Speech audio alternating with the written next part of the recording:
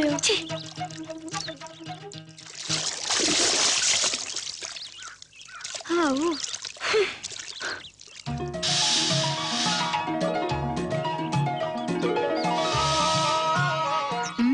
എന്താ നോക്കുന്ന? എന്റെ മേലെ അയാള് വന്ന് വീണതിനെ ഞാൻ എന്ത് ചെയ്യാനാ? അപ്പൊ ആ ഗിരിജയുടെ ഒരു ചോദ്യം കേട്ടില്ലേ, പ്രേമം തോന്നുന്നുണ്ടോന്ന്? പിന്നെ കാണാനൊരു രസമൊക്കെ ഉണ്ടല്ലേ എന്ന് വെച്ച് മേലെ വന്ന് വീഴുന്നവരെയൊക്കെ പ്രേമിക്കാൻ നോക്കുവോ? എനിക്കങ്ങനെയൊന്നുമില്ല കേട്ടോ. നീ പൊയ്ക്കോ.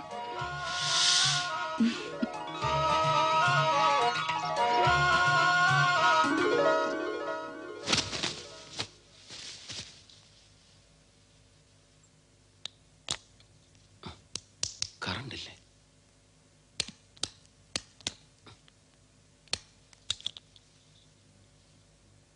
ഓ,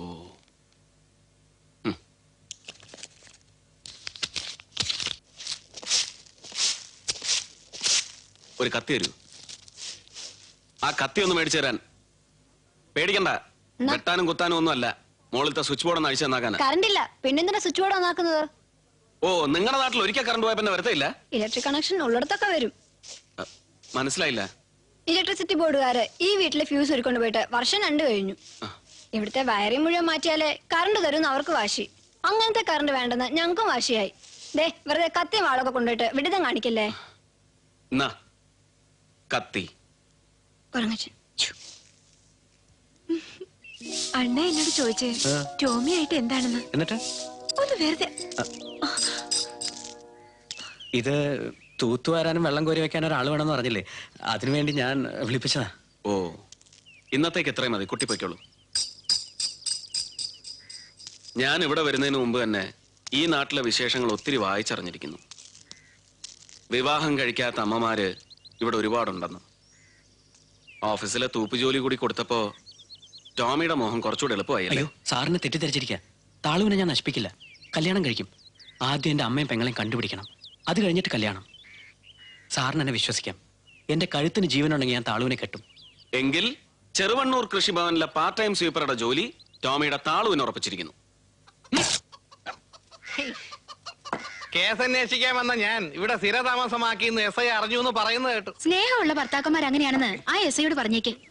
ഞാൻ സ്റ്റേഷനിൽ പോയിട്ട് കിഷോറെ, നിന്നോട് ഞാൻ പറഞ്ഞിട്ടുണ്ട് ഡാഡിനെ വിളിക്കാവൂന്ന്. പറഞ്ഞ അനുസരിക്കില്ല അല്ലേ? അതെങ്ങനാ നിങ്ങളുടെ അതേ സ്വഭാവം അവനും കിട്ടിയിരിക്കുന്നത്.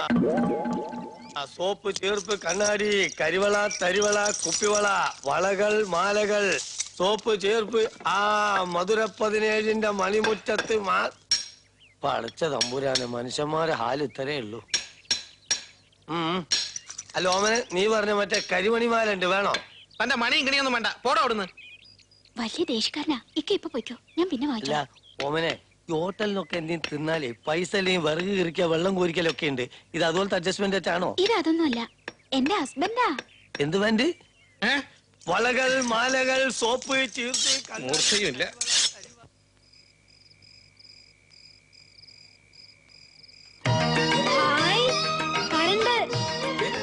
അതെടുത്തി കറണ്ട് വന്നു. ഉത്തരത്തി നോക്കിക്കാൻ നമുക്ക് കറണ്ട് വന്നു. കറണ്ട് വന്ന് എടുത്തേ. കഴിഞ്ഞ 2 വർഷമായിട്ടില്ലാത്ത കറണ്ട് നമുക്ക് എങ്ങനെ ഇത്ര പെട്ടെന്ന്?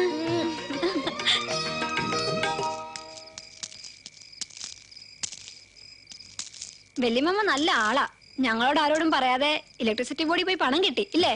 ഞാനല്ല, ശിവൻകുട്ടി സാറാ പണം കെട്ടിയത്. കെട്ടിക്കഴിഞ്ഞിട്ടാ ഞാൻ അറിഞ്ഞത് തന്നെ. ഈ ബാധ്യതകളെല്ലാം കൂടി. പിന്നെ റീവയറിങ്ങിന്റെ പ്രശ്നം കൊണ്ട് മാത്രമല്ല ഫ്യൂസ് ഊരിയത്. 2000 രൂപ കുടിശ്ശിക അടയ്ക്കാനുണ്ട്. അത് 4 വട്ടമായിട്ട് അടയ്ക്കണം. 2 ഗഡു ഞാൻ അടച്ചു. പിന്നെ പുതിയ meter, main switch, earth wire, bulb എല്ലാം കൂടി 1000. മൊത്തം 2000 രൂപ. ദാ പിടിച്ചോ. ആ ഫ്യൂസ് കുത്താമെന്ന ലൈൻമാൻ ഇവിടെ ഒരു കാർഡ് തന്നെന്ന് പറഞ്ഞല്ലോ, അതെവിടെ? ഫ്യൂസ് കുത്താൻ വന്ന ആളെ കണ്ടില്ല. ഞങ്ങൾ ആരും ഇവിടെ ഇല്ലായിരുന്നു. അത് ഞാൻ അറിഞ്ഞുകൊണ്ട് തന്നെ. പണം അടയ്ക്കുന്നത് ഞാനാണെന്ന് അറിഞ്ഞാൽ ഫ്യൂസ് കുത്താൻ വരുന്നവരുടെ ഫ്യൂസ് നിങ്ങൾ എടുത്താലോ എന്ന് പേടിച്ചിട്ടാ. ഇപ്പൊ വിഡിതം പറ്റിയ ആർക്കാണെന്ന് വല്ല പിടിയും കിട്ടിയ?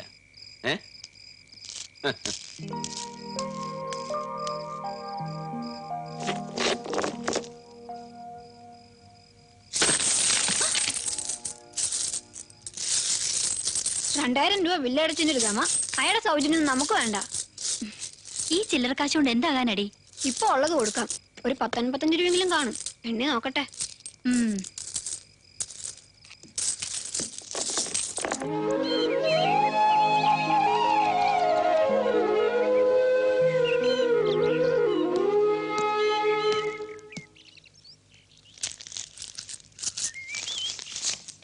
നിങ്ങൾ ഇലക്ട്രിസിറ്റി ഓഫീസിൽ കൊടുത്ത തുകയിൽ വരവ് വെച്ചോളൂ.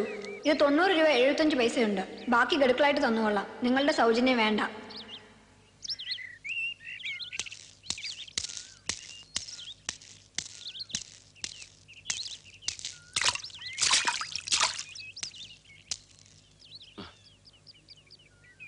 കാശ് ഇൻസ്റ്റാൾമെന്റ് ആയിട്ട് പിരിക്കുന്നത് ഞാനല്ല, ഇലക്ട്രിസിറ്റി ബോർഡാ. എനിക്ക് എന്റെ പണം ഒറ്റ ഗഡുവായിട്ട് തിരിച്ചു കിട്ടണം. എന്നാ പിടി. എടോ നോക്കിക്കാതെ കാശ് പിടിക്കാൻ. എടോ തന്നോടാ പറഞ്ഞ കാശ് പിടിക്കാൻ.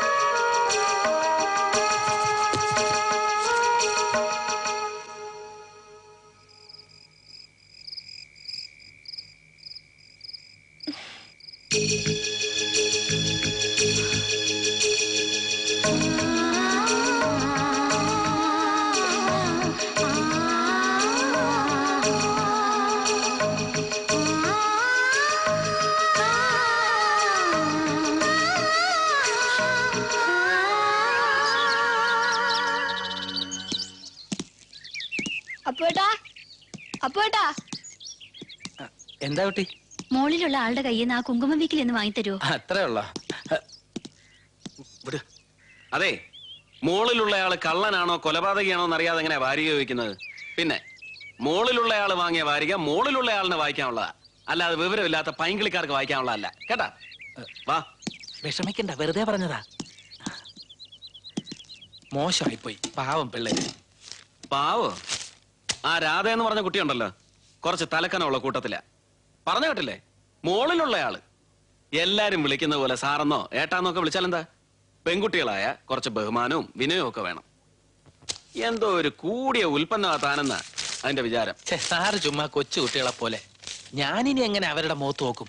ഓ, അല്ല, അവരുടെ ഭാഗത്തും തെറ്റുണ്ട്. ആ